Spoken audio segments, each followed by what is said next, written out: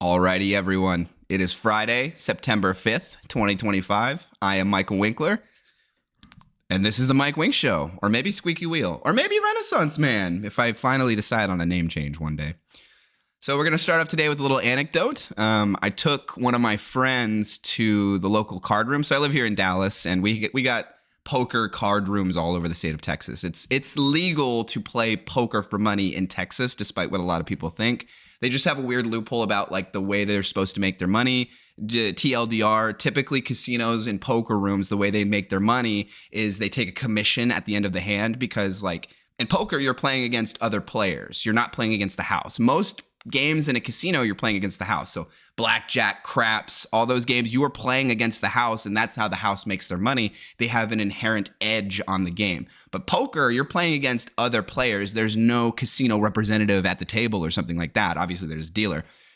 So the way that these casinos make their money is they take what's called a rake. And so they take something like 5%, 10% of the total of the pot at the end of the hand up to a certain cap. So it'll be like 5% up to $10. So say you win $100 pot at the end of a hand. Before that pot gets pushed to you, your side of the table, the dealer will take, 5% up to a cap of $10 and put it into the little commission box or whatever, and then you get the rest of it. Well, in Texas, they're not allowed to do a rake-based system, commission system. So they have to kind of loophole it a little bit, and so they have to charge you hourly. So you get charged like something like $10, $11, $12 per hour just to sit at the table and play, but no money is taken off the table in the form of rake. So it effectively evens out to about the same, like, strategy-wise and the amount of commission that you end up paying per hour and to play poker and whatnot. It works out to roughly the same as a rake system as the hourly system we have in the States or in Texas. And so I have a friend who I've done, I host home poker games every couple weeks or something just with the buddies. And he's been coming to them pretty regularly and he's been getting better. But he's never done any like live poker with rando people before. He's never gone to a casino and played. He's never gone to one of these card rooms and played.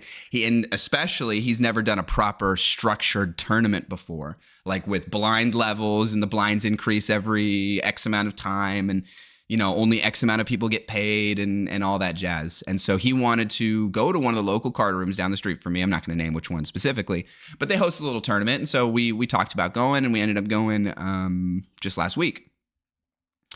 And I've taken a few different friends to these little slow stakes card room poker tournaments just for fun.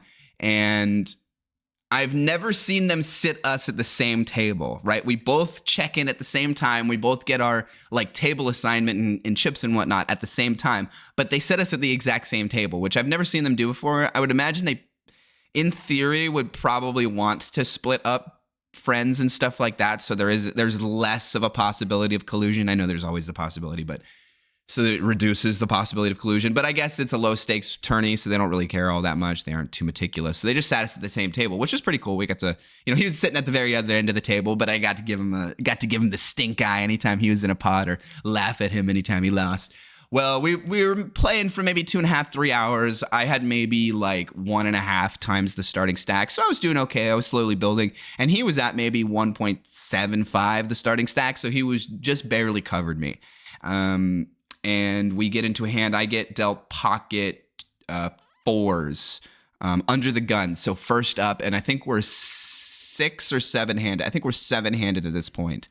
I get dealt pocket fours under the gun. Now, if you look at like strategy charts and stuff, fours under the gun 7-handed at around 30 big blinds deep, which is about what I was, is probably a fold, right? You should probably only be opening like 6s plus there. 4s is maybe a little too loose, but the table had been playing pretty tight and there was a lot of pre-flop folding. A lot of people were getting their raises through and just stealing the blinds a whole lot. So I thought it was a decent enough opportunity to go for like, I raise, people fold, and I just get to take the blinds down. I'm happy. If somebody calls, I get to play a very easy hand of poker, right? I hit a 4, I hit a set, I try and get it all in. I whiff, I basically fold. So it turns it into I'm okay with a call. I'm okay with everybody folding. So I end up deciding to raise the 4s under the gun, 7-handed, about 30 big blinds deep. And my friend Joaquin, who's in the small blind, I believe he just flat calls. and then one other guy, I think the big blind, calls or something, and the flop comes 4-6-2. Okay, and so I hit middle set. I've got the second nuts. Now there are 2 clubs on the board, so there is a flush draw possibility. And so I believe I start it checks to me, or I can't remember the exact action, but I end up betting like half pot or something, or maybe smaller, trying to get like, junk hands to fold out and like maybe clubs to call or something. And then he puts in a min click raise. And, when he min click raised me, that was for maybe like half my stack, like third of my stack. So it doesn't really make sense for me to call his min click raise there. I either fold or push it all in at that point. And so I figured I've got middle set. I have the second nuts and I'm 30 big blinds deep. There's no way you can fold middle set in that spot, right? It's just not possible. I mean, every now and then you're going to wake up and the guy's going to have the 6s and you're just going to get set over set and just cry your way to sleep that night. But, you can't be folding middle set 30 big blinds deep on the flop, right? That just doesn't work. And so I rejam on him and he snap calls and flips over the 6s. And I was just like, bro, of all the people to lose a set over set sick cooler like that, I guess I'd rather it be against my homeboy who's playing a tournament for the first time. And so now he's got a bigger stack. It's not some rando misreg at the poker room. But it was one of the sickest bad beats I've ever had, right? Truly first nuts versus second nuts, set overs, top set, middle set, like, oh, that was nasty. And I remember I left the table and sat in the car because we carpooled together. So I sat in the car for maybe like an hour and a half until he busted. And I remember I was just like chat GPTing and on Google, like, what is the strat? What is the opening range? 7-handed under the gun versus a tight table, like 30 big blinds deep tournament strategy, blah, blah, blah. Like trying to like confirm if I was, if I really did make a misstep. I don't think I misstepped too bad. I mean, look, this getting set over set like that is just such a sick cooler. I don't care even if I open 4s a little too loose under the gun there. That's just such an anomaly hand. It's just, it is what it is, and you just kind of move on. But I just thought it was pretty funny. Of all the times that I take my, a friend to a poker tournament for the first time. We get sat at the table together for the first time. And then just a couple hours in, I get stacked by him of all people. It was hilarious. It was awesome. And now I need my revenge. Ugh. Alrighty, let's move on to the real sheet. Urgent health warning, as drinking water left in your car could be poisoning your body slowly over time. Obviously, I'm pretty sure it's talking about plastic water bottles. Yeah, drinking from plastic water bottles left in vehicles. Yeah, obviously, most people, you could cut out water bottles they leave in their car. But the first thing that comes to mind for me is when they ship this water, there's no way they're climate controlling those 18-wheeler trucks filled with pallets of just bottled water, right? I really have a hard time believing that they're temperature controlling those, at least on any mass scale. That is the exact kind of product they just like, yeah, let's just let it bake in the truck. We don't need to spend the money cooling that stuff.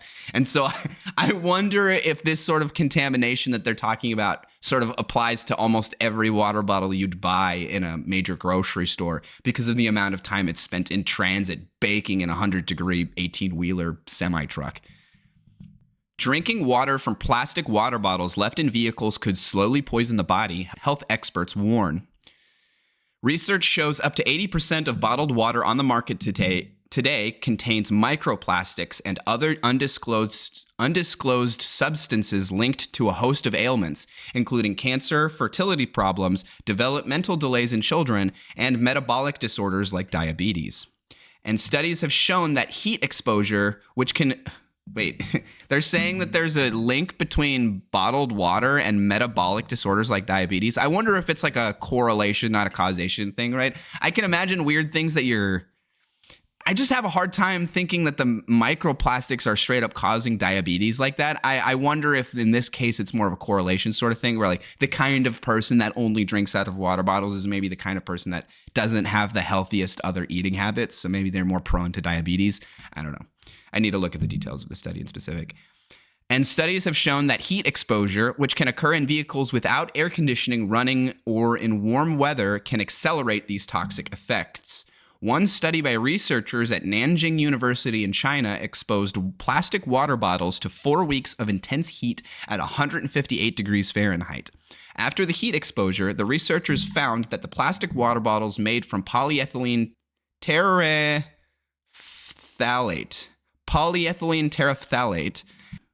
had leached antimony, a toxic heavy metal, and bisphenol A, BPA, into the water. Exposure to antimony can cause headaches, dizziness, nausea, and vomiting, abdominal pain, and loss of sleep, while long-term effects can include inflammation of the lungs and stomach ulcers. Meanwhile, bisphenol A has been linked to cancer, fertility issues, autism, cardiovascular complications, and even early death. See, yeah, even I have heard of the carcinogenic effects of BPA. That's been pretty widely spread at this point. After just 20 minutes on an 80-degree Fahrenheit day, the CDC says the inside of a car can hit 109 degrees Fahrenheit. After 40 minutes, it hits 118 degrees Fahrenheit, and after an hour, it can rise to 123 degrees Fahrenheit. Following their investigation, Nanjing University advised against storing plastic water bottles in warm temperatures, as the release of antimony and BPA increased with the storage temperature, especially at 158 degrees Fahrenheit. Another study in 2023 found similar results. They discovered that 4 common plastics, including polyethylene, released microparticles and nanoparticles when they were heated to 98.6 degrees Fahrenheit. Control samples that were kept in a dark 40-degree Fahrenheit refrigerator, however, released few to no particles. One recent study found that no matter what the brand, bottles of plastic water contain hundreds of thousands of toxic microplastic plastic particles. Oh, that was quite the mouthful. Hundreds of thousands of toxic microplastic plastic particles. It almost feels like a tongue twister. It feels like a tongue twister that I'm just nailing. Scientists using the most advanced laser scanning techniques found an average of 240,000 plastic particles in a 1-liter bottle of water, compared to 5.5 per 1 liter of tap water. Columbia University researchers tested 3 popular brands. Wow, that's insane. 240,000 particles per plastic particles in 1 liter of bottled water, but only 5.5 for tap water. That scale is insane. That's 5.5 to 240,000 is a scale that I even far surpass what I would have ever been able to guess. Columbia University researchers tested 3 popular brands of water bottles sold in the US and, using lasers, analyzed the plastic particles they contained down to just 100 nanometers in size. The particles nanoplastics are much smaller than the microplastics previously detected in bottled water. However, the particles are considered potentially toxic because they are so small that they can enter directly into blood cells and the brain. These microplastic particles carry phthalates, chemicals that make plastics more durable, flexible, and last longer. Phthalate exposure is attributed to 100,000 premature deaths in the US each year. The chemicals are known to interfere with hormone production in the body. Phthalate exposure is attributed to 100,000 premature deaths in the US each year. That is insanity, bro. I would love to see the breakdown of like where those because like obviously that 100,000 is not coming from the water bottles they're talking about, right? It's coming from, I'm assuming, more acute exposures of phthalate. And 100,000 is so high per year. And so maybe after this article, I'll look up to see what the heck it's talking about, because I would love to see a more detailed breakdown of where that 100,000, where the phthalate exposure comes from for these 100,000 people that they say die a year from it. And just in the US, not even in the world, in the US. That's insane. They are linked with developmental, reproductive, brain, immune, and other problems, according to the National Institute of Environmental Health Sciences. The highest estimates found 370,000 particles. While humans can't see chemicals and microplastics with the naked eye, research is increasingly showing they have a big impact on our health. These toxins are estimated to cost the U.S. healthcare system about $290 million per year, as they have been linked to everything from birth defects to cancer, dementia to asthma, and infertility to children's behavioral and learning difficulties. Microplastics smaller than 1 micrometer, known as nanoplastics, are of most concern, as research has shown they can infiltrate cells. Studies have revealed that microplastics can cause DNA damage and changes in gene activity known to trigger cancer. A recent study out of Jarrah University of Medical Science in Iran found that microplastics were found in all colorectal cancer tissue samples studied. The accumulation of these substances was higher in cancerous tissues compared to controls.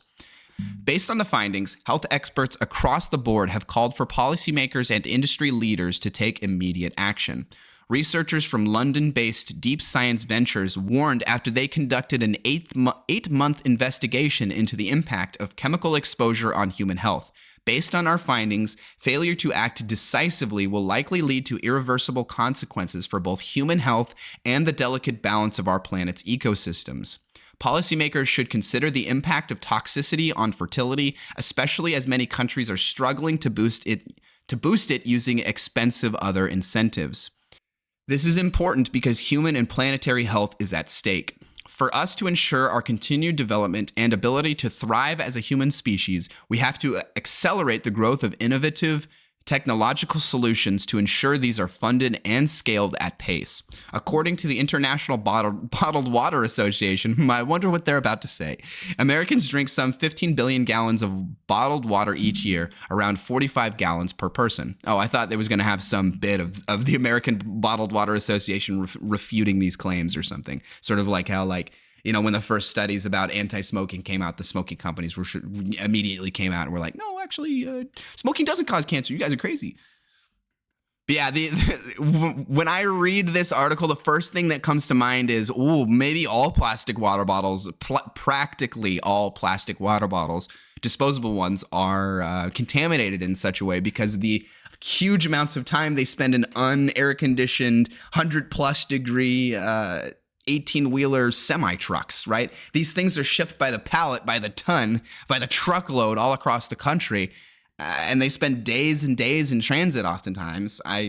I wonder if practically all water bottles in the US are contaminated in this sort of way. Now, obviously, contaminated doesn't, what does that mean, right? You have to have a threshold because, it says 240,000 plastic particles in a 1 liter bottle of water. We can agree that's contaminated, but it says 5.5 particles per 1 liter of tap water, which I think most of us would say okay, that's low enough. We're not going to consider that contaminated, right? Because removing, going to literally 0.0 is going to be actually impossible. So, there is a sort of threshold that you need to, arbitrary threshold you need to draw the line at which you consider is contaminated. But it definitely, I wonder where we would agree that line is, and I wonder how much of the U.S. disposable water bottle supply would be above that contaminated threshold that we would draw or whatever. As a result of what I said, the water sitting in unconditioned 18-wheeler semi-trucks for days and weeks on end.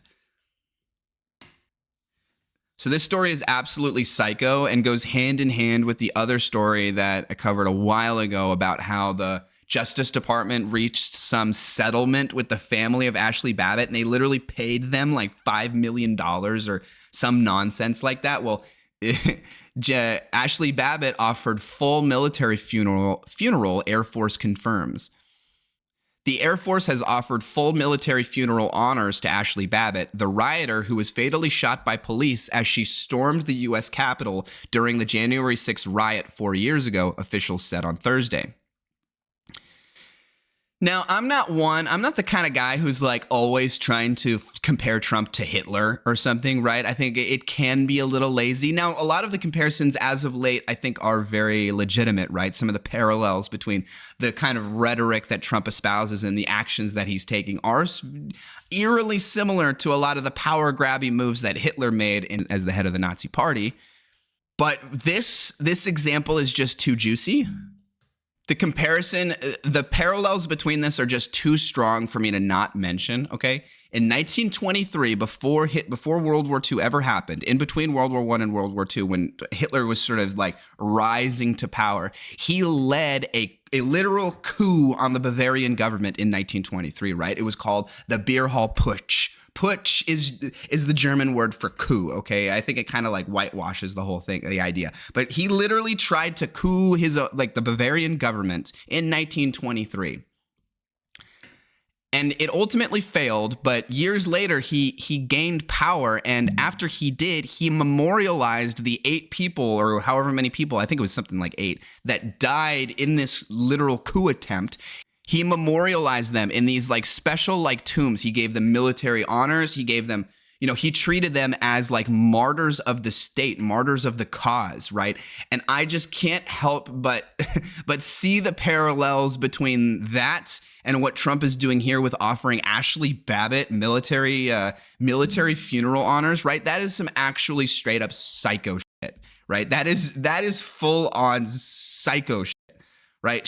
She literally participated in a riot that under any other possible circumstances, the people that defend her would call it a coup, okay? She effectively participated in a coup of the US government in favor of Donald Trump, and now he is offering her military funeral honors, right? Exactly the same as Hitler did to the martyrs of the Beer Hall Putsch like 15 years before World War II started, right? He made a whole like memorial of them in downtown Berlin, and it was like I'm pretty sure you like were required by law to like salute them as you went by and stuff like that. Like the parallels between that and this is just too strong to not mention, okay? I'm normally not the one to be like Trump Hitler, look at this, blah blah blah.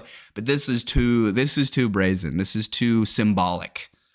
Babbitt, 35, was an Air Force veteran who went to Washington to protest Donald Trump's defeat in the 2020 election, her family has said, and was among the rioters seeking to break into the House chamber.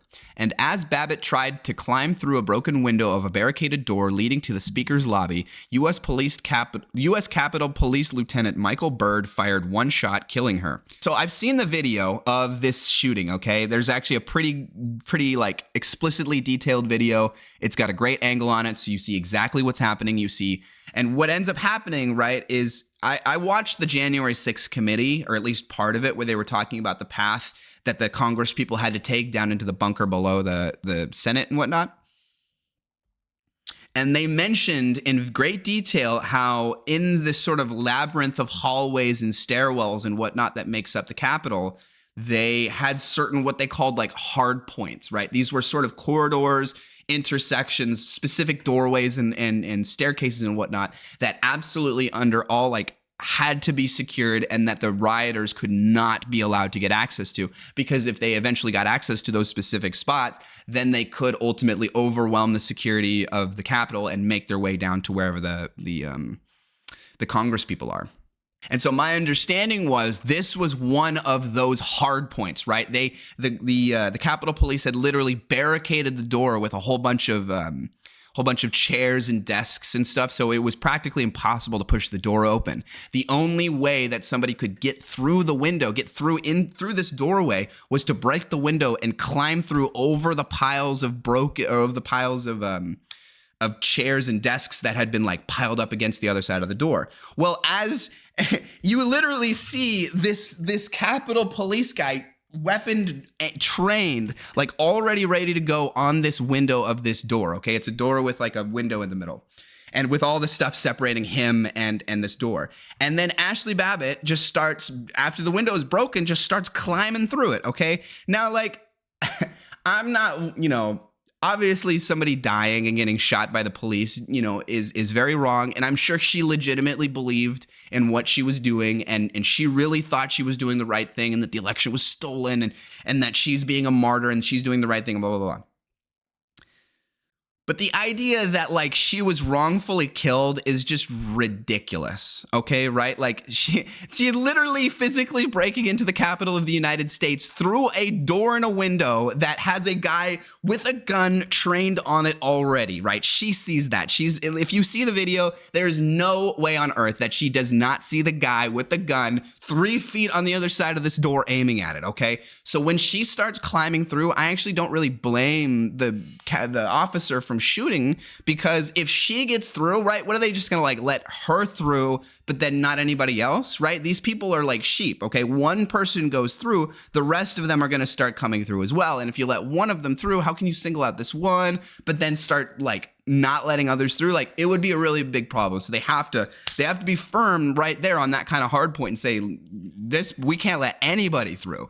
And so, I mean, look, that's all it took, right? They shot her once, and then everybody backed up and was like, whoa, whoa, whoa, like, I'm not going to. So, like, the idea that you would treat her as anything but like a somebody who likely was not mentally stable, who was literally tricked by our own president of the United States into believing that the election was stolen and that she needs to do something about it. The idea that that person is giving military funeral is just absurd.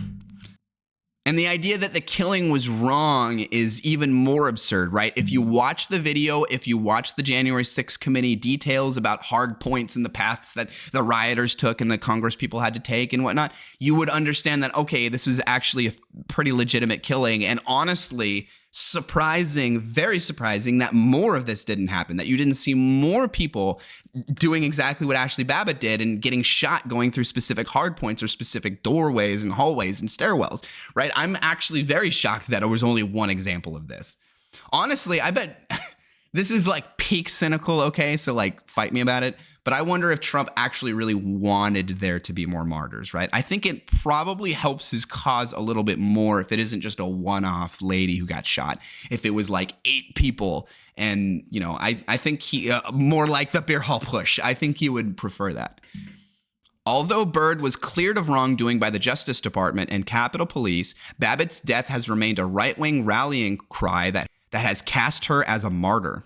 After reviewing the circumstances of SRA Babbitt's death, the Air Force has offered military funeral honors to SRA Babbitt's family, an Air Force spokesperson said. After reviewing the circumstances of her death, the Air Force has offered military funeral honors. So that literally means we understand how she got killed. We understand that we can fully understand the context at which this happened.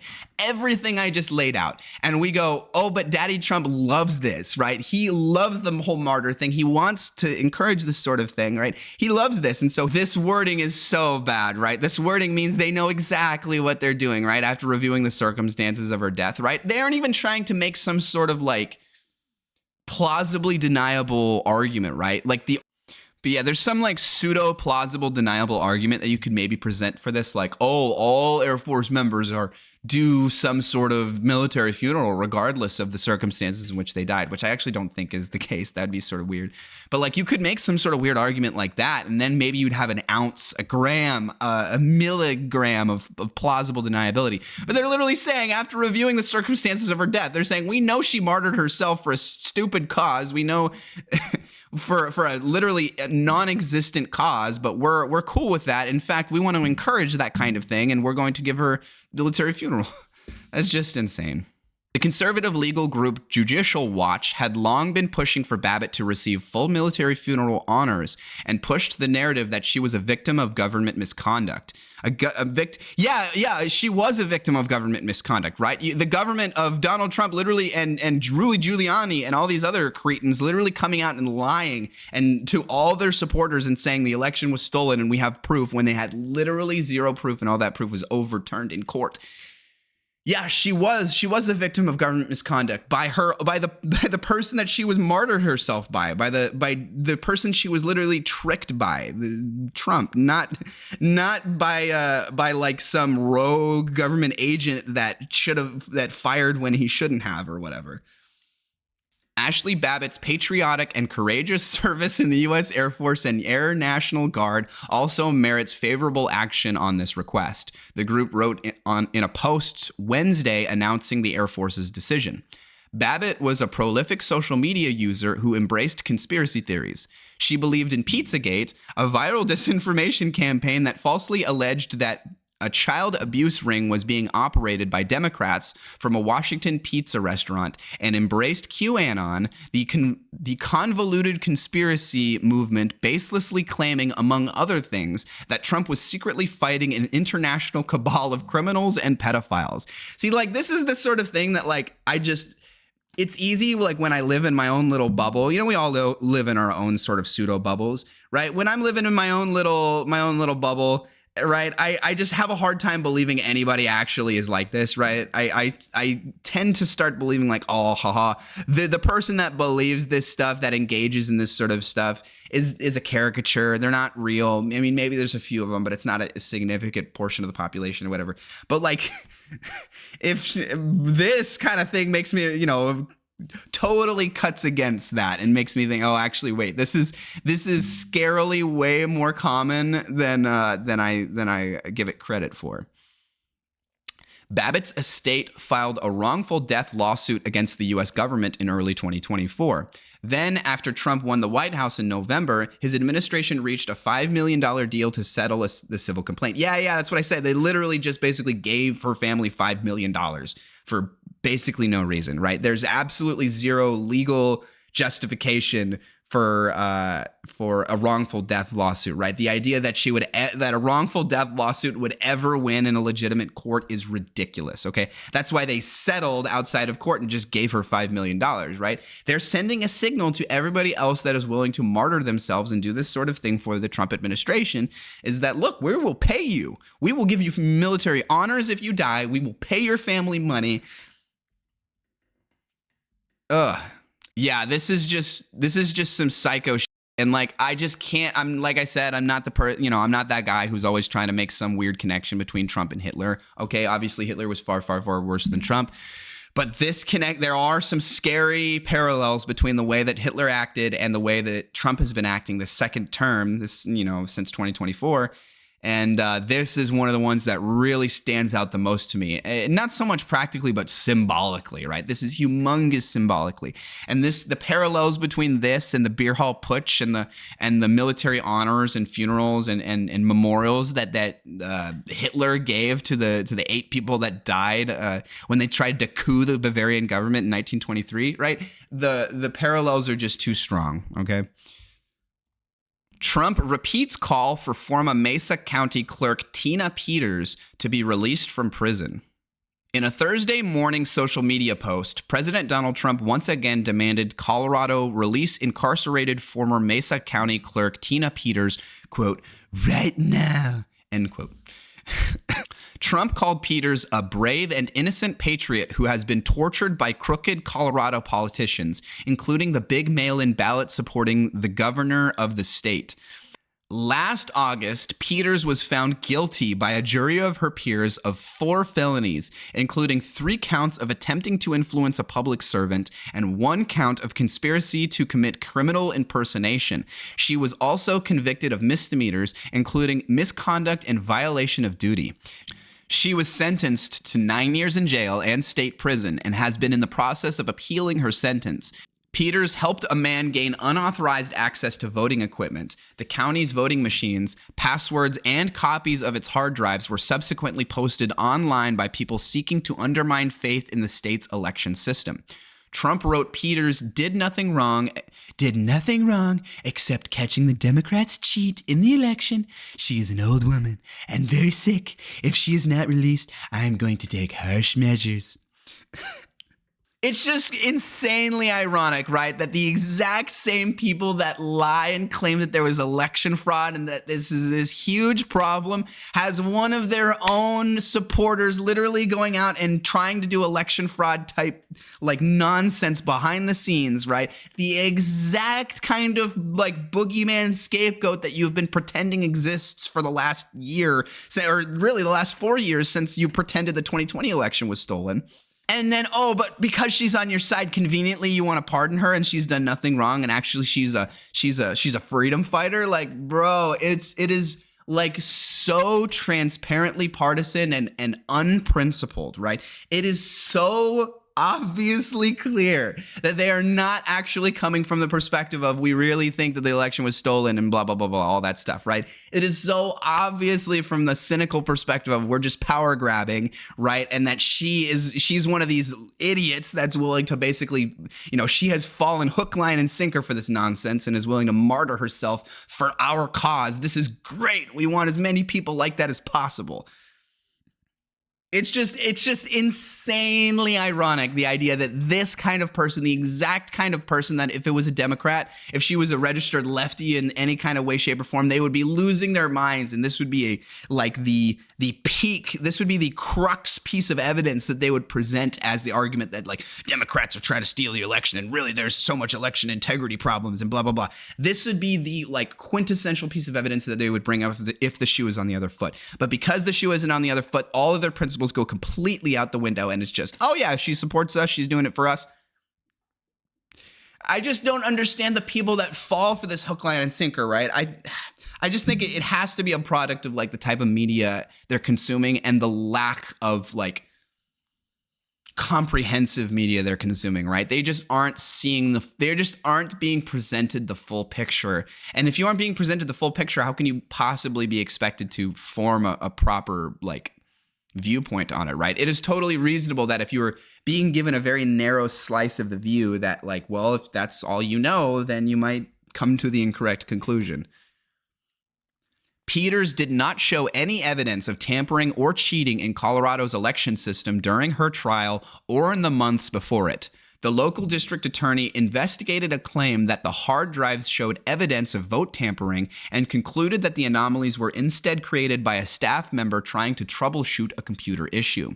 Peters was tried on state charges, and Trump has no ability to pardon her, like he did with January 6 defendants. But Trump could try to pressure the state by other means, including withholding federal funding, as he's done with universities. Trump has tried to help Peters before. In May, he directed his Department of Justice via social media to take all necessary action to help secure the release of former Mesa County Clerk Tina Peters. Even before that post, the Justice Department filed motions supporting her federal habeas request. Earlier this week, Trump also said he planned to lead a movement to get rid of all mail-in ballots and voting machines. Trump inaccurately said the U.S.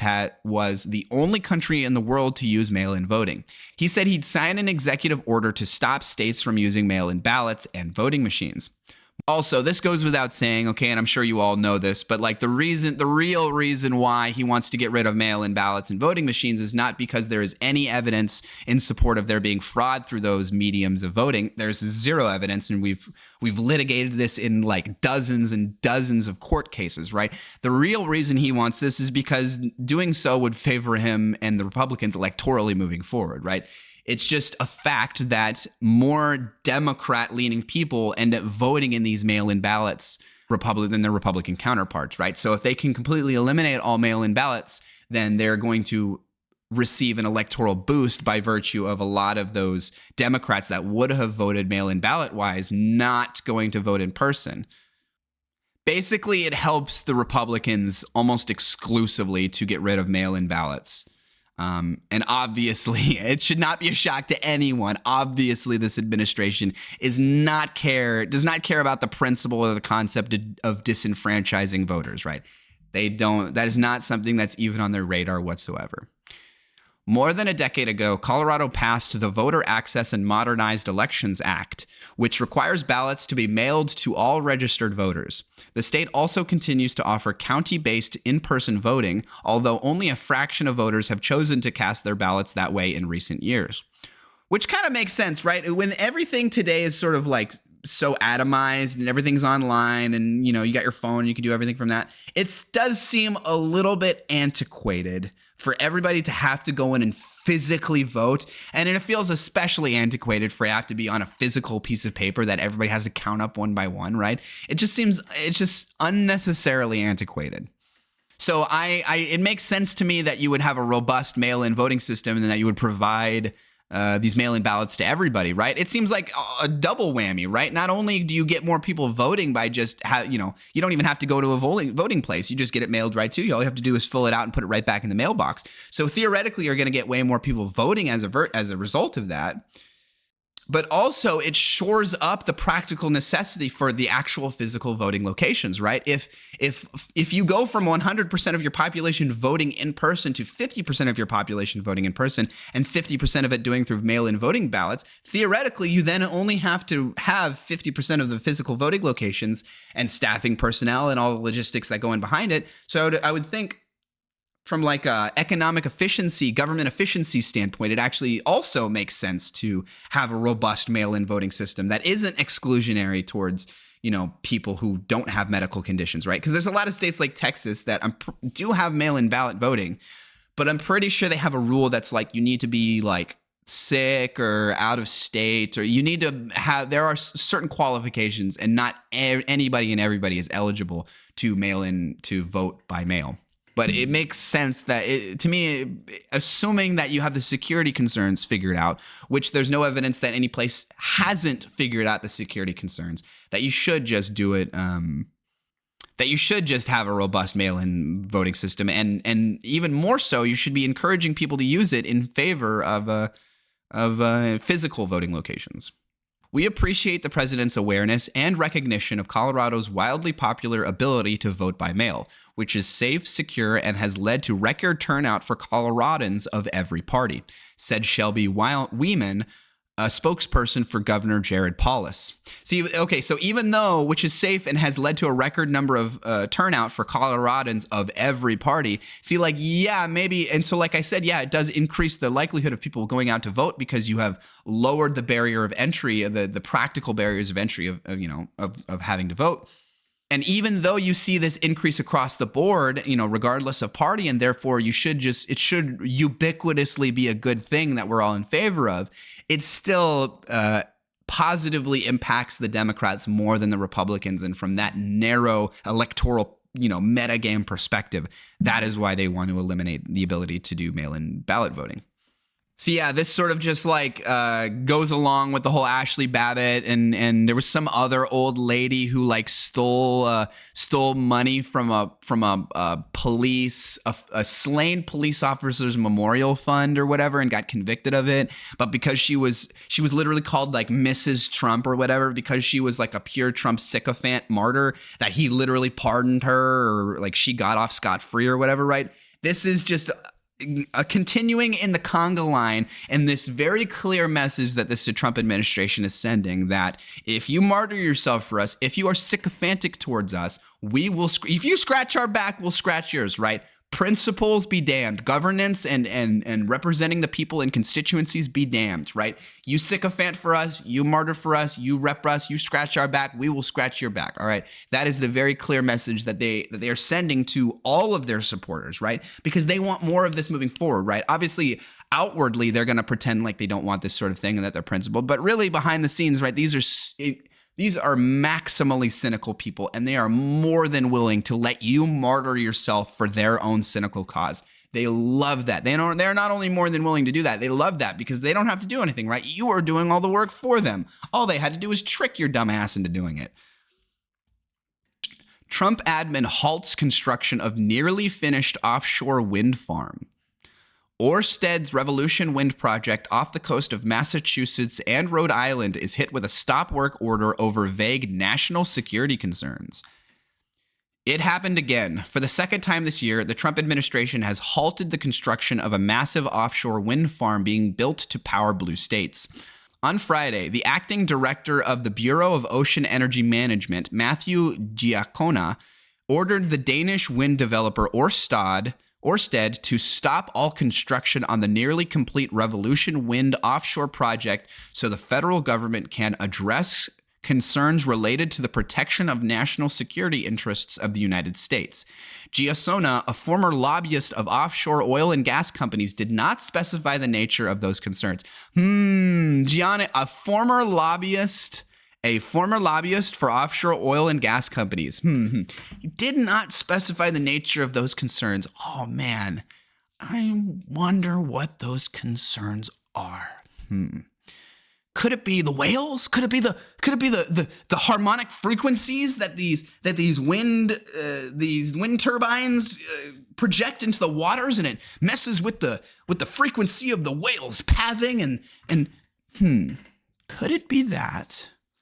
Or could it be money? Could it be the money that it would take away from oil and gas interests? Man, it's really hard to figure out which one. It's really, really hard to figure out which one. Are they doing this for cynical money interests to enrich their homeboys at the expense of the average person living in Rhode Island and Massachusetts? Is it going to, who's going to benefit from this, right? Is it going to be the average person living in Rhode Island or Massachusetts who has their electricity bill necessarily increase over the long run over what it would be had this project be allowed to finish? Or is it going to be the gas and oil company executives who are able to make more secure long-term profits because they don't have to compete with wind energy at a large scale in this region of the country? I wonder. It's really, really hard to figure out. This administration is just such good faith. They're so good faith. They're obviously in it for the people. So it really makes me lean towards the good faith argument. There's no way they're doing this just to enrich the oil and gas company interests and homeboys that support the Trump administration. There's no way, right? That's just insane to imagine. The move echoes an April order from the Interior Department that stopped all offshore work on New York's Empire Wind project. Last time, the controversial pause lasted just 1 month, but cost the developer nearly $1 billion and drove the project to the brink of cancellation. This time, with a Trump appointee now at the helm of BOEM, it's unclear how long this costly work stoppage might last. What is the possible the plausible, deniable pretext they gave for this is national security. What possible? It's a Danish it's a Danish wind farm company. What national security concerns could you possibly have, right? You would think if they were actually doing this in good faith, there was legitimate, serious national security concerns. They would probably try and be a little bit more specific, but they would also make it very clear that they are trying to get this done as quickly as possible because they understand the importance of the scale of this project and the amount of money that will be lost by the people, funding it and the benefits that it will have from the people living in that region, right? You'd think that they would make it very clear, we're trying to get this through as quickly as possible, right? There's some legitimate security concerns, but we're going to try and get that figured out as quickly as possible, guys, so we can get the train back on the tracks and get it rolling. But it's very clear that is not what they're doing, right? And it's very clear that this is a cynical attempt to try and hurt the wind farm. Construction began on Revolution Wind in January 2024 and is now 80% complete, according to Ørsted. The wind farm is being built off the coast of Massachusetts and Rhode Island in a federally designated wind energy area that was created after a 5-year-long consultation between the state of Massachusetts, coastal towns, federal agencies, and branches of the military, including the U.S. Navy, Coast Guard, and Army Corps of Engineers. Once the 704 megawatt project is complete, its cables will come ashore in Rhode Island and its carbon-free electricity will be fed onto New England's regional grid and serve utility customers who saw their power bills skyrocket this past winter. It's one of 5 offshore wind projects under construction in U.S. waters. The country currently has only one fully operational utility-scale offshore wind project, South Fork near Long Island, New York. President Donald Trump promised that America would see no new windmills on his watch. Friday's order, it's just, we elected however many millions of people in this country willingly elected a guy who thinks wind power and solar power are actually bad, that they're actually causing, they're messing with your brain and are bad for the whales. And bro, none of this is coming from a legitimate place of concern, right? I have a really hard time believing Trump actually has a problem with windmills, okay? I don't think Trump gives 6 about windmills or the impact that it has on the whales or anything about that, right? The only thing he cares about is enriching himself and his homies and the sycophants who sucked up to him and got him in the place he is, right? And who was a big part of those sycophant suck-ups? Well, it's the oil and gas interests. And they don't want to have to compete with windmills at a large scale. Just the whole idea that the president of the United States is saying, we promise America will see no new windmills, is just so insanely backwards. We're living in idiocracy, right? This is straight out of the movie Idiocracy. So much of what this administration does and has been doing could be straight out of Idiocracy, but this is one of them, right? You can't even come up with any legitimate, like, good faith pretext, plausible, deniable argument as to why you would want no new windmills. There is none. It is pure cynical reasoning. Pure, I'm trying to enrich my homeboys at the oil and gas companies and whatnot because they helped me get elected. Friday's order is just the latest attempt to make good on that pledge. In recent months, the Trump administration has killed offshore wind leasing, paused permitting, and sunsetted tax credits critical to the economic viability of offshore wind farms. The purpose, see, and like what I don't get about all of this, what I keep coming back to when it comes to trying to squash renewable energy resources, right? Even if you believe climate change is a hoax and that going for renewables over non-renewables is a futile, pointless effort in regards to climate change and whatnot, that there's no point, in that you aren't doing any good by not going to the non-renewables, right?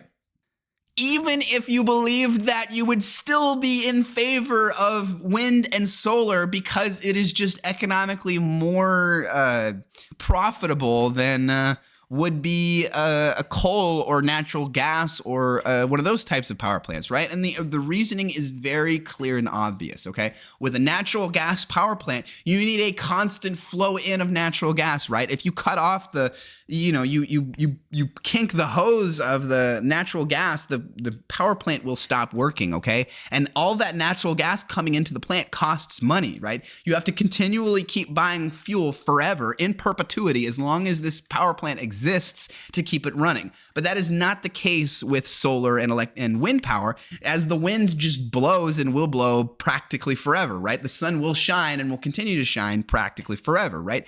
I understand that there are some like infrastructure costs and maintenance costs and all those stuff that associated with that. So it's not literally like you build the windmill and, you hands off, it's totally fine and it's just pure money from that point.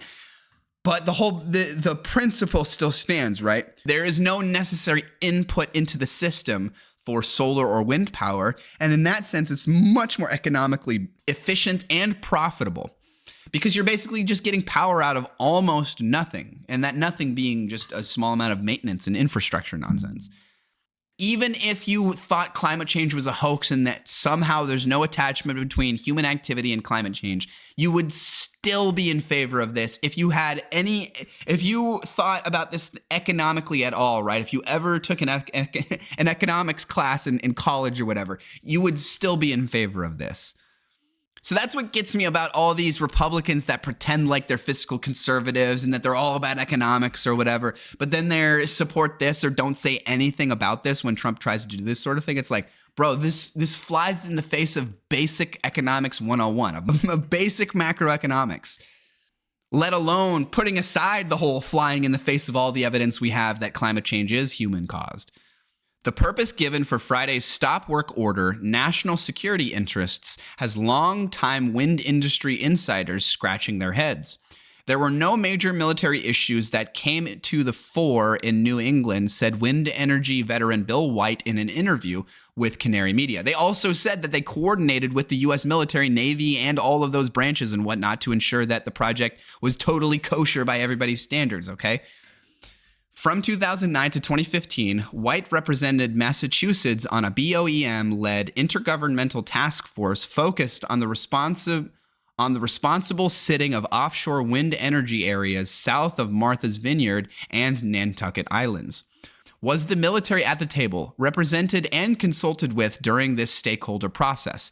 The answer is very much so, said White, who for much of his time on the task force worked for the Massachusetts Clean Energy Center as senior director of offshore wind sector development. White, who went on to oversee offshore wind as CEO of Avangrid Offshore, one of the developers of Massachusetts' embattled Vineyard Wind project, said he's aware of national security issues that have been raised about proposed offshore wind projects near Maryland, Virginia, and North Carolina, which have coastlines dotted with large military installations.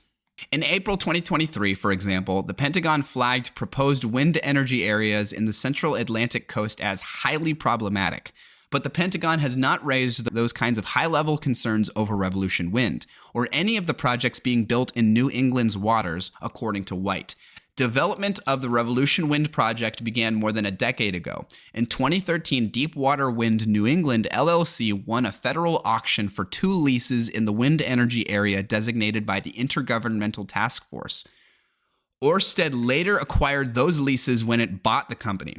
From 2016 to 2020, the Danish firm assessed the site and continued to engage stakeholders like local fishermen, according to the BOEM records. Between 2020 and 2023, Revolution Wind endured an extensive regulatory review, including from the Pentagon and the Federal Aviation Administration. Since wind turbines have the potential to affect air traffic radar and aviation navigation, the FAA conducted an airspace analysis. The agency ultimately approved the project under the condition that all turbines be built to lighting and marking standards that would ensure they're visible to aircraft at night.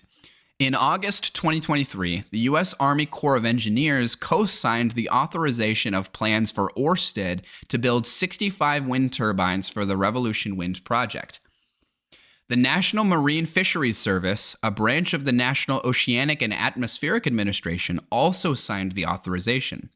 During Revolution Wind's long road to construction, it had strong support from neighboring states, which have made ambitious renewable energy commitments in recent years. The Trump administration's stop work order on Revolution Wind undermines efforts to expand our energy supply, lower costs for families and businesses, and strengthen regional reliability, said Rhode Island Governor Dan Mackey, a Democrat, in a statement. See, that's what gets me, is they mentioned that electricity costs exploded last year up in the Northeast, and that makes sense, right? If you look at the charts of our demands for increase and our ability and our commitment to increasing our energy grid capacity in the United States, right? Our demand is outstripping our pace of increasing the grid capacity, right?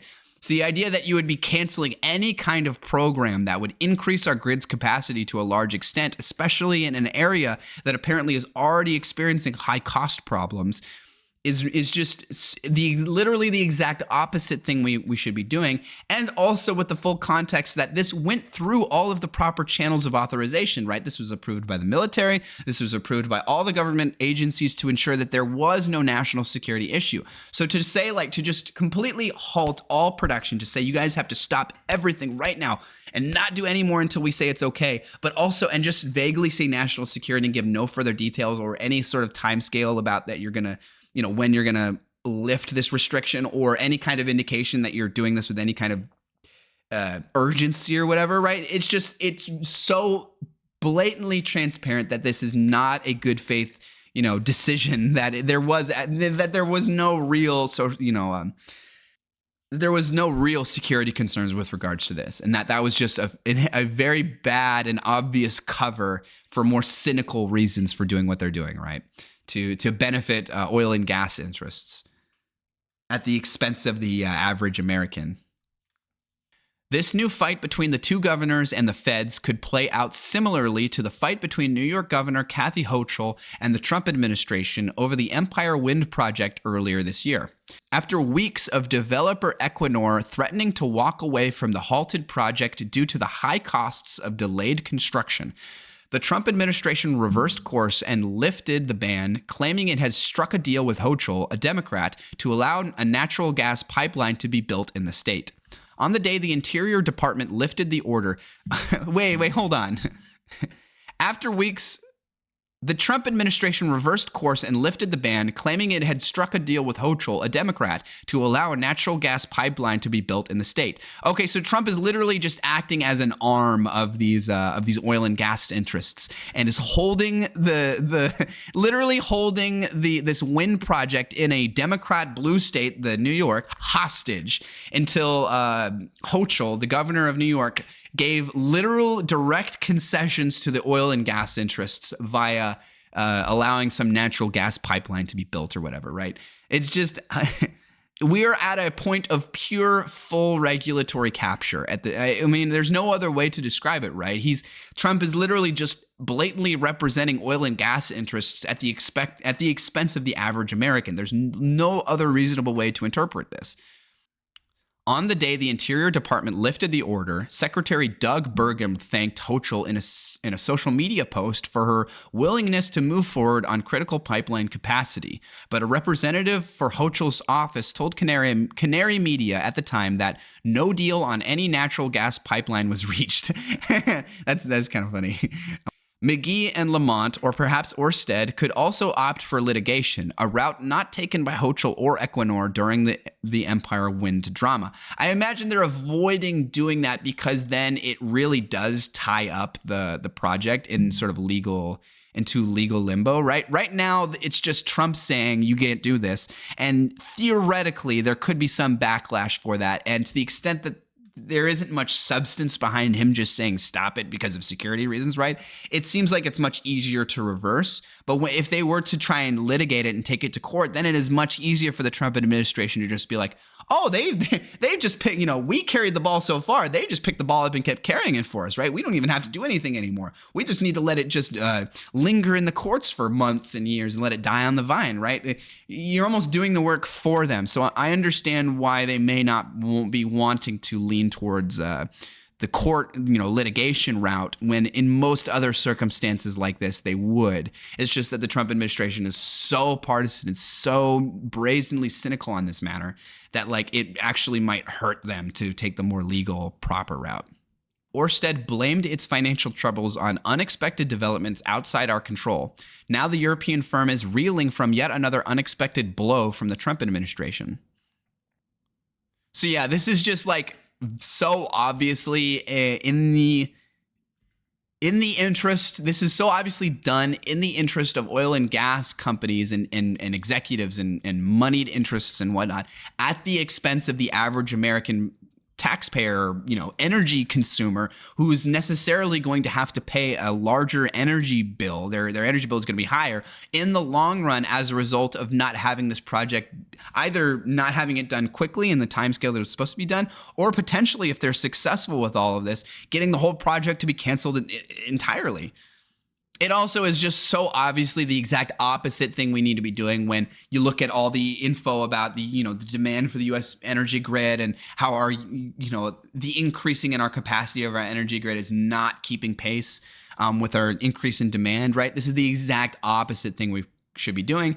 And, the final takeaway is this whole using national security interests as the reason for just this blanket stopping of the whole project without any other information, without any other indication that you're trying to be urgent about this, right? And the fact that it already went through the military and all these other governmental agencies and departments to ensure that there was no problems, and they all got the seal of approval that it's kosher, right?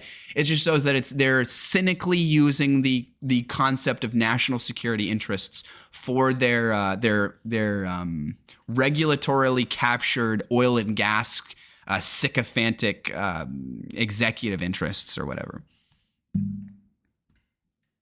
Trump says U.S. will not approve solar or wind power projects. President Donald Trump on Wednesday said his administration will not approve solar or wind power projects, even as electricity demand is outpacing the supply in some parts of the U.S. We will not approve wind or farmer-destroying solar, Trump, who has complained in the past that solar takes up too much land, posted on Truth Social. The days of stupidity are over in the USA. That is a peak idiocracy irony. The idea that Trump is posting the days of stupidity are over in the USA within the context of him saying we aren't doing any more solar or wind is actually peak. Satire is dead. Satire is dead, folks. Satire is dead. That is peak satire. Satire is real. When satire becomes real like this, I guess it's just dead. The president's comments comes after the administration tightened federal permitting for renewables last month. The permitting process is now centralized in Interior Secretary Doug Burgum's office. Renewable companies fear that projects will no longer receive permits that were once normal course of business. The president's comments Wednesday will likely heighten those concerns. Trump blamed renewables for raising electricity prices in the U.S. Prices have risen on the nation's largest grid, PJM interconnection, as rapidly growing demand from data centers and other industries faces a tight power supply as resources such as coal plants are retired. How could you possibly argue that renewables raise the price of electricity in the US, right? If it's a purely like a simple, supply and demand equation, right? And having renewables increases the supply, it's necessarily going to decrease the price at which the demand, equilibrium's at. What could possibly, it's Trump, so he probably doesn't have any real legitimate reasoning. But what could possibly be the reasoning that he's thinking of that he's saying renewables raise electricity prices, right? That's just actually completely backwards. PJM Interconnection saw prices for new power capacity rise 22% compared to last year in an auction held last month. PJM covers 13 states across the Mid-Atlantic and parts of the Midwest and South.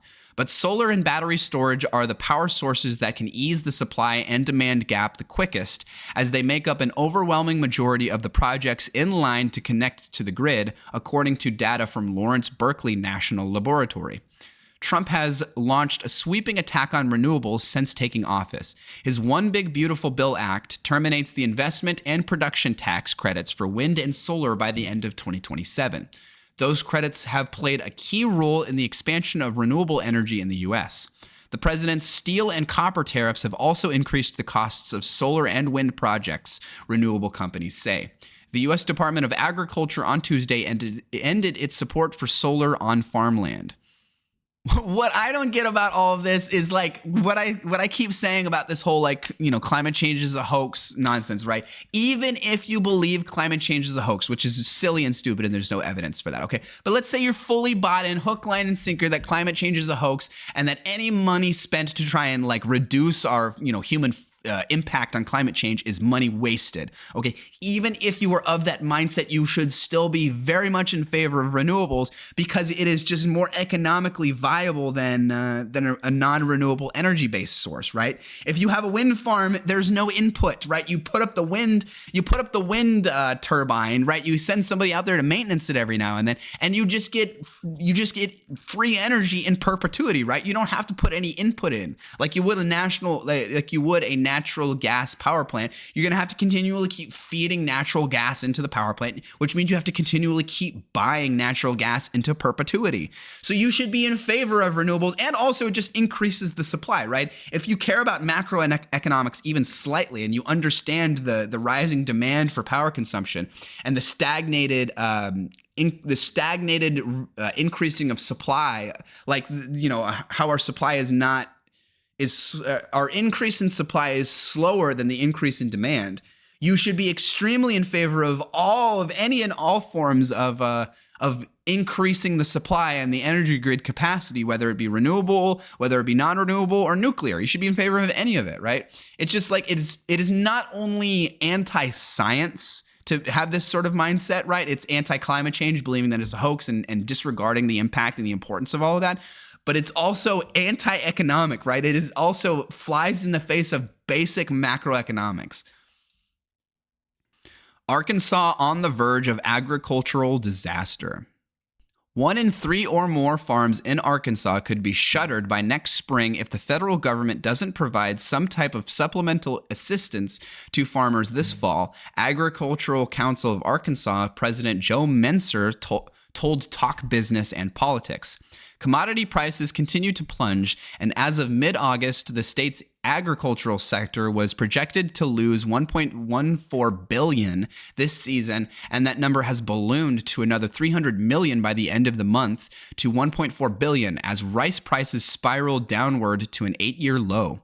And the overall losses will almost certainly continue to rise, Menser said. The Agricultural Council has submitted 2 letters, one to the White House and the other to the U.S. Trade Representative, seeking relief in a number of areas, said Agricultural Council Executive Director Andrew Grobmeier. The federal government has reported a record $100 billion in tariff collections, and many in the farm sector would like some of that money to be used to supplement farmers, he said. First of all, we're in dire straits, Menser said. Agriculture is in turmoil right now. The tumult in agricultural industry will impact many other ancillary businesses too. Agricultural equipment dealers, parts dealers, crop dusting companies, and many others have had sales plunge as much as 50% this year, Mincer said. Banks are reporting that as much as 25% of current farmers won't be able to get financed for next year as of right now, and that number will continue to balloon, he added. Many rural banks that rely on the agricultural sector may be shuttered as well if relief isn't distributed, he said. Some actions taken by lawmakers have helped the farm community during this downward spiral that began 3 years ago, Grobmeier said. The Emergency Commodity Assistance Program saved some farmers up to 25% of their projected losses. The recently passed federal budget, dubbed the One Big Beautiful Bill, has provisions that raise reference prices. But it won't take effect until the 2026 harvest season, and many farmers in Arkansas won't be in business next year if something isn't done, Grobmeier said. The ongoing shuffle of the global trade markets has disproportionately impacted farmers, and that's why the organization is seeking measures that will funnel tariff dollars into farmer supplemental program, Grobmeier said. Even if trade negotiations are finalized soon, it won't be in time to help farmers with this year's crop, Mincer added. See, what I've seen speculated, all right, and I think this makes a lot of sense to me, right? When you looked at like the economic crash of 2007 and other large scale like agricultural and just economic crashes and downturns in general, those are the opportunities that rich people use to consolidate their land grabs, right? Those are the times where you see the biggest land grabs. You see small family farms being sold off in favor of large agricultural businesses buying them up and creating these giga farms and basically, I've heard it theorized that this isn't a bug, that this is a feature, right? That they are not only okay with this, but they are sort of trying to facilitate the elimination of the small family farm and the funneling and the reallocating of all of those lands and the power and the resources that those lands necessarily entail to more moneyed interests, towards the interests that are more sycophantic towards Trump and his cronies. Another looming problem for farmers is storage, Mincer said. Commodity prices were so low last year that many farmers kept grains in storage rather than selling them at a loss, he said. Now the new crop is coming in and there's no place to store it. I think you're going to see a lot of grain piled up on the ground, he said. I've never seen anything like this. The Agricultural Council sent a letter to the U.S. Trade Representative to address the ongoing issues with Brazil. That country is slashing and burning its rainforests to create agricultural land, and it sells most of its commodities to China. The Chinese are investing heavily in infrastructure in the country, building railroads, roads, and ports to transport these commodities. American farmers have to pay tech fees, meet emission standards, and pay much higher labor costs, Mincer said. This means that Brazilian farmers can produce soybeans at a much lower cost and can sell them at a lower cost, putting U.S. farmers at a disadvantage, he said. It amazes me the amount of people that have never taken an economics class, right? This is just basic comparative advantage, okay? Brazil, put it very bluntly and straightforwardly, Brazil is a much poorer country, right? Their average wage that you would need to pay a farm worker is much, much lower. And the barriers to entry to, cutting down rainforest and producing a soybean farm or whatever are much, much lower. And with all of that understood, you should put that into your comparative advantage equation and go, okay, it's much cheaper and efficient for them to produce soybeans, in comparison to us, but it's much more efficient for us to produce like Netflix and those kind of things. And that is the exchange we're going to do. All right. You guys make the soybeans, we'll make the Netflixes and those kind of things. And we'll do the old switcheroo and we'll be good. Right. That's necessarily a trade imbalance, but that's the whole point of comparative advantage, right? Like not every country is going to be maximally good at producing everything, and not every country is going to be able to compete with every other country at their ability to produce everything, right? You don't want that. You don't want to fight against the concept of comparative advantage. You want to acknowledge it and then take advantage of it as much as possible or run with it. About 70% of commodities grown in Brazil go to China. This allows the Chinese to coerce farmers there to buy equipment and products from Chinese vendors, Grobmeier added. More than 20 years ago, Mincer went to Brazil and they were not using modern equipment, seeds, or farming techniques. That has all changed, he said. Brazil is a key source of pain for American farmers, Grobmeier said. No, okay, no. It's more than 20 years ago. Menser went to Brazil and they were not using modern equipment, seeds, or farming techniques. Well, I would think from like a humanist perspective, right? You would think it's a great thing that they've advanced to the point that now they have actual industrial agricultural capacity, right? That they aren't just like sustenance farming and using like old ancient antiquated technology like a donkey pulling a plow or something, right? They actually can afford a tractor. But you're mad because they're buying these stuff from China, that China is making these products affordable enough for these kind of people so that they're able to integrate it into their farming, into their lifestyle, right? But you're mad because they're not buying it from the US, and you're mad because they get this because the global economy and our interconnectedness has helped them in such a way that it disadvantages you, right? This just smells of we want to go in there and coup them, right? This stinks of go in there and coup them because we want to make more money, and they're undercutting our ability to maximize profits or whatever. Grabmaier said he hopes this political clout will produce results soon. If not, the outlook for the farm community is bleak, he said. There is a true disaster looming on the horizon. So yeah, I'm not convinced that this isn't a feature and not a bug, right? I'm not convinced that this isn't sort of part of some grander overall plan, and maybe not an explicit plan, but more of a sort of we're okay with it happening this kind of way. If it pans out that all these small all these small farms have to sell their plots of land to more big money interests, right? We're okay with that sort of thing. That's just the impression I'm getting, right? I'm either getting the impression that this was an explicit plan, part of the plan, and this is a feature, not a bug, or that they're more or less just like they understood that this was going to happen, but they're okay with it, right? And also the idea that like Brazil and their ability to produce soybeans cheaply because they've gotten modern farming equipment from China is the reason why your soybean farm in Arkansas is not competitive, or why you are having a trouble is just insanely stupid, right? It may be Okay, that may be correct, but what would be the conclusion from that, right? I would assume that their conclusion is like, well, some sort of economic policy between Brazil to reduce their competitive advantage compared to us, or to go in there and literally coup them or something like that, right? That is the only conclusion I can think of for somebody making this kind of argument, right? But like, you should be, from a humanist perspective, and you should be happy that they've advanced in this kind of way, that they've uplifted themselves, and from a comparative advantage economic perspective, you should be happy because it shows that we are in the superior, like advantageous, more economically evolved place than the Brazilians, to where, yeah, we don't have to make soybeans. We can make things like Netflix and services that, are far more profitable to produce. The Justice Department has reached settlements with a group of current and former FBI agents who have said they were disciplined for invoking personal and political views, including about the January 6, 2021 Capitol riot and the COVID-19 vaccine, and for clashing with supervisors about approaches to investigations, their lawyers said Tuesday. Empower Oversight, a group founded and led by former staff members of Republican Senator Chuck Grassley, announced the resolutions of 10 cases, including 8 settlements in the last few weeks. Many of the cases concern agents who had accused the FBI of politicization during President Joe Biden's administration, a claim leadership denied.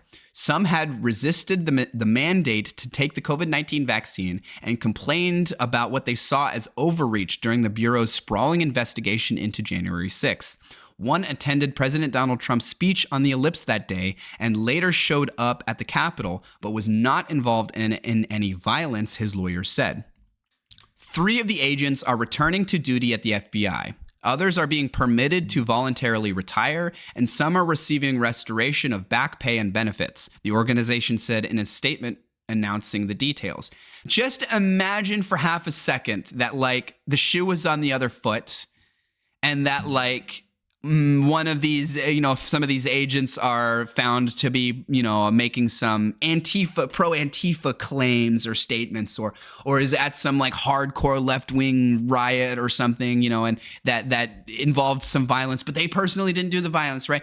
The idea that they would, do this sort of thing for them is just ludicrous, right?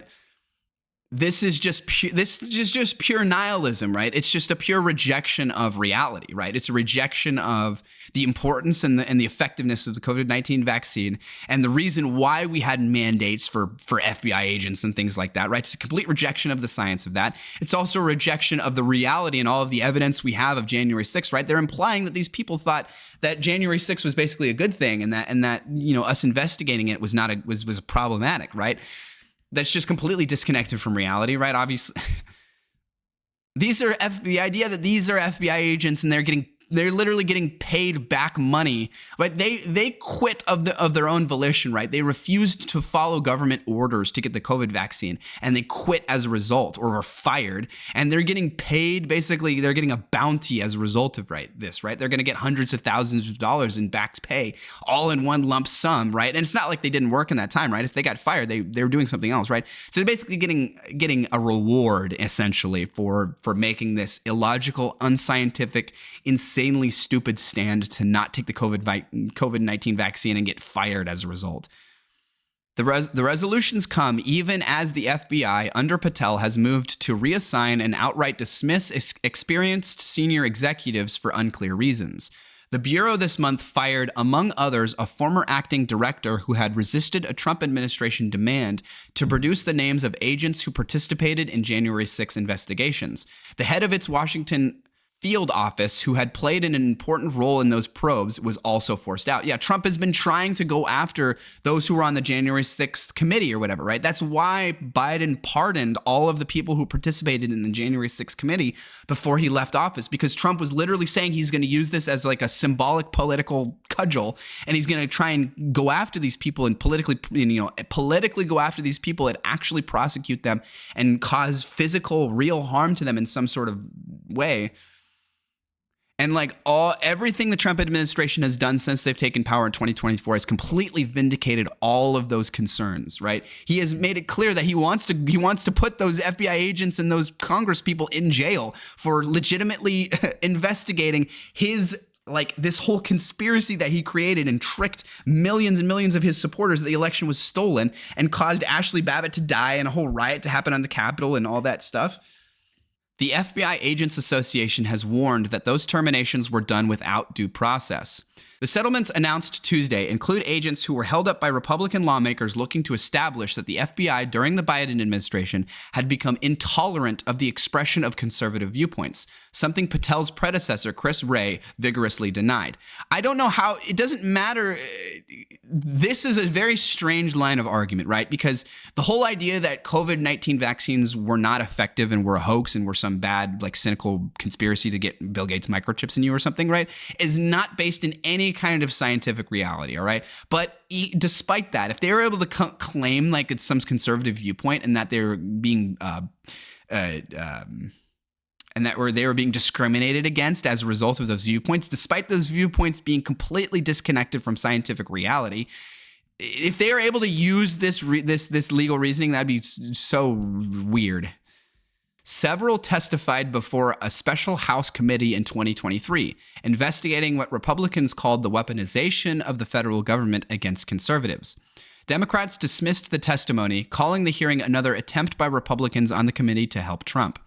Those being reinstated include Steve Friend, who has said he was suspended and later resigned after refusing to participate in a SWAT team arrest of a January 6 suspect, and also objected to a COVID-19 mandate, or a COVID vaccine mandate.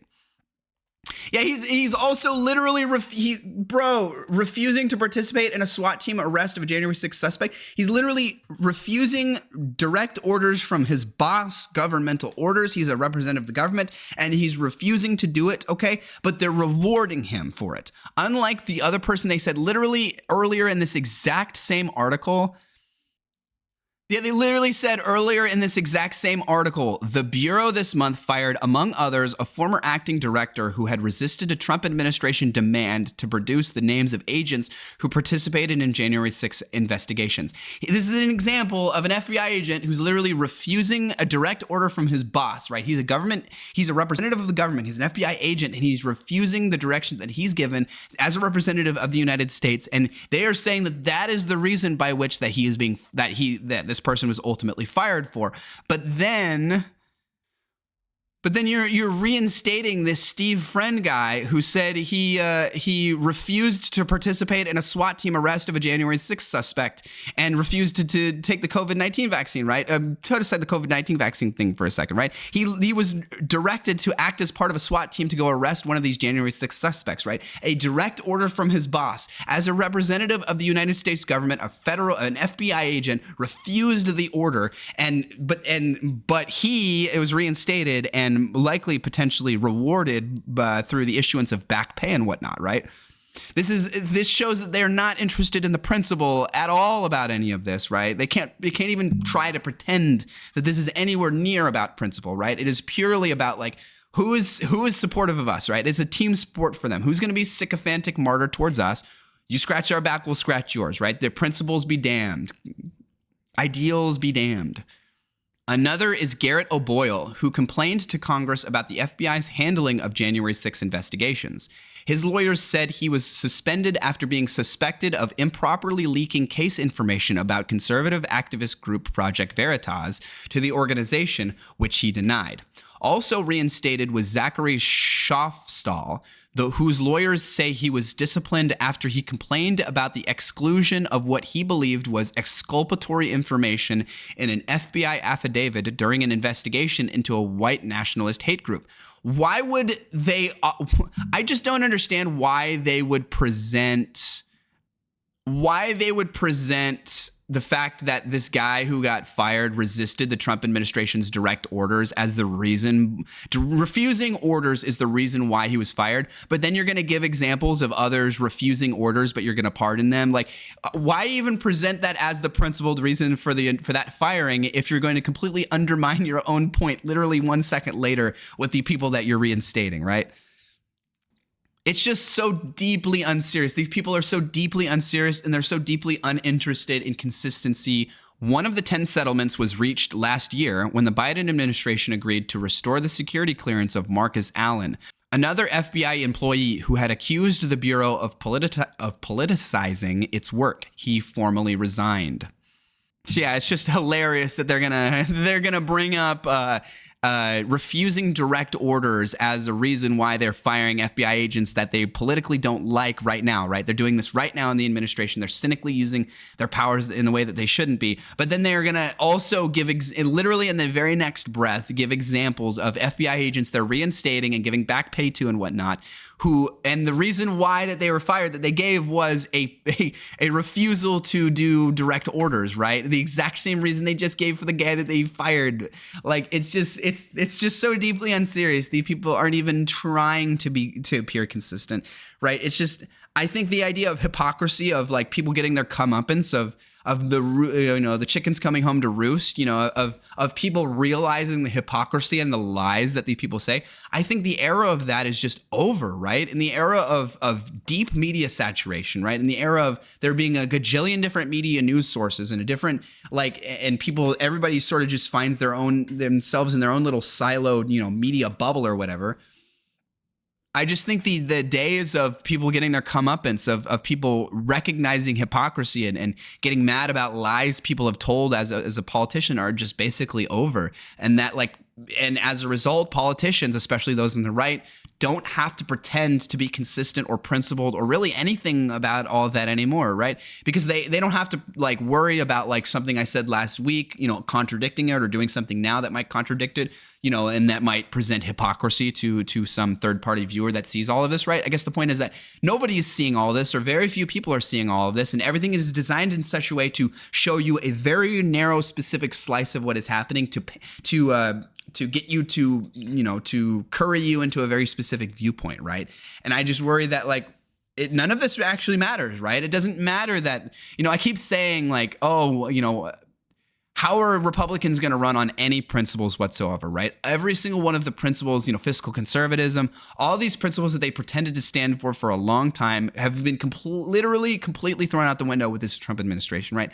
Republicans I don't think they really could have legitimately pretended before, but especially after this second Trump term, there's no way that Republicans can possibly ever use the phrase fiscal conservatism or pretend to be that with any level of seriousness whatsoever, okay? Because I understand, I've been following all this, and I understand how they pretend to hold these principles, but in reality, in the way they govern, in the policies that they push forward, completely undermine this whole idea of fiscal conservatism. I understand that, but like, I don't think most people understand that. And I have a feeling next time the whole election cycle starts up again, right? The Republicans get to come out and pretend that they're fiscal conservatives again, when in reality, right, they've completely undermined that argument. And the idea that they are is silly and holds no water anymore whatsoever.